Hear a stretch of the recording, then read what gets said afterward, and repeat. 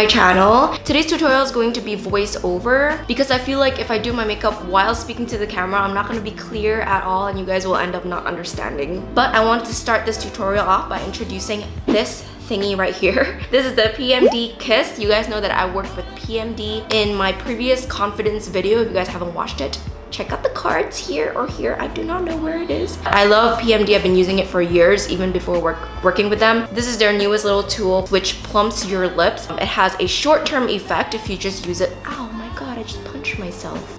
It has a short-term effect that lasts all night if you use it now. I have a Marc Jacobs event tonight, which I'm really pumped about. But it also has a long-term effect. If you guys have really small or wrinkly lips, if you use this every night for 4 to 6 weeks, it will promote the collagen in your lips and it will plump it up and fill in the lines and all that good Kylie Jenner stuff. Let's just try it on.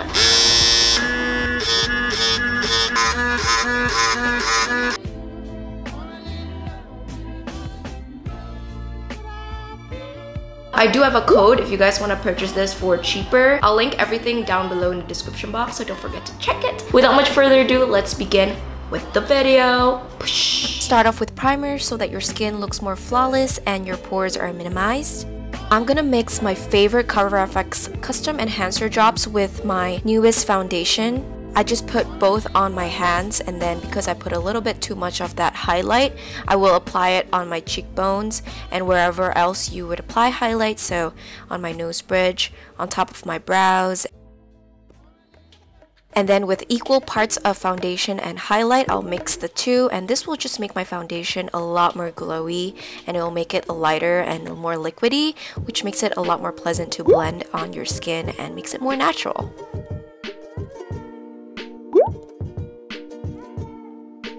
Did you guys enjoy the music while I wasn't talking?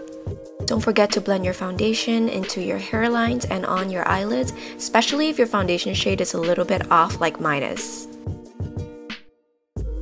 I'm gonna use this concealer because it's the most natural to cover any imperfections, and then I'm gonna use the Fit Me concealer to do the highlight because the color is a little bit lighter than my skin tone. So this is gonna bring out all of my features that I want to pop out more, like my nose bridge and my forehead. I'm gonna use this contour stick to contour my nose because it actually is very creamy and very natural. So I'm just doing little lines and then blending it out with a little beauty blender.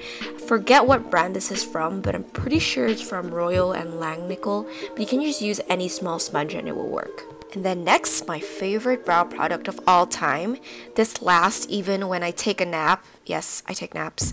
Don't judge. Drawing feathery hair strokes, but going a little bit bolder on the ends of my brows, and then feathering it out with a spoolie. I like using this eyeshadow primer in Eden because it doubles as a concealer for your eyelids. It has a cream color which covers all the veins and sets our canvas for this modern Renaissance palette. I'm gonna go in with this color just for the crease and use a fluffy crease brush and do wind swiper motion. Put the color in your outer V as well and then blend the edges so that you have a really soft finish. I'm taking this burnt orange color on a smaller brush and then applying it below our crease color, making sure that the previous crease color still peeks through on top of it. And I'm doing this motion right here to give a really soft winged eyeshadow effect on the end of the eye.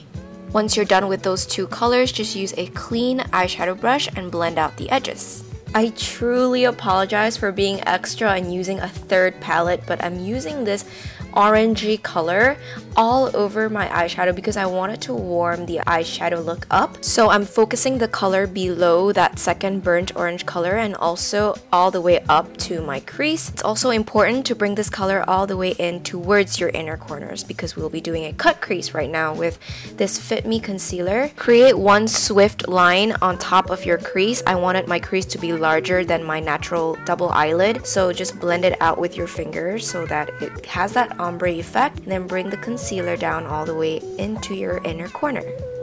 I actually applied too much concealer on the other eye, so this eye is a perfect example. All you need is just a little bit just to block out the color. And here I'm patting an eyeshadow that is the same color as my eyelid. This will just set that concealer and make sure it doesn't move around, and we can apply our next step. I'm going back in with the orange color just to intensify the ombre effect. I literally cannot survive a glam makeup look without a little bit of glitter, so I'm popping that right in the center of my eyelid just so that my eyelid looks more 3D and it just gives a little bit of a something something. And then I'm using a small synthetic brush to blend out the edges of the glitter. This part's pretty self-explanatory. I'm just drawing a wing on the end of my eye and filling that in and making sure that the line is super thin while I line all along my upper lash line.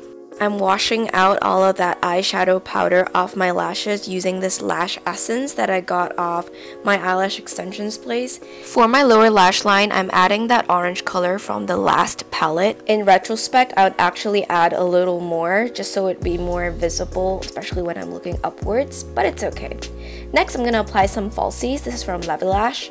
And this one's not super dramatic. While waiting for my lash glue to dry, I'm just holding onto it, blowing onto it while setting my face with translucent powder. Once again, I wish I would have used more dramatic lashes, but when I use dramatic lashes, my whole eyeshadow look is covered, so... Moving on to contour, my steps are always the same with powder contour. Just use an angled brush and make sure to flutter out the color so that there aren't any blockiness. When you blend on your jawline, remember to bring it down to your neck so that it provides a natural shadow. So I don't have a 4 head, I have a 5 head, which means my 5 head is super huge, so I need to contour the sides to make it look smaller. I've been loving the blush from the Esca palette. Go local brands! I apply it from the apples of my cheeks all the way upwards on my cheekbones. I also use the highlight from the palette. It's not my favorite because it's a little bit more of a powdery texture, but it does well, as you can tell. I applied it to my inner corners on the nose bridge and on the tip of my nose. Before going on to my lip gloss, I am plumping my lips further so that my lip gloss will look bombacious. Is that even a word? Bombacious? I love this lip gloss. It's my favorite color. It's super pigmented and it's just all around flattering shade. That's all for the video, guys. Thank you so much for watching. Don't forget to click subscribe and click the bell button while you're at it so that you'll get notifications every time I post. See you next week for my new video.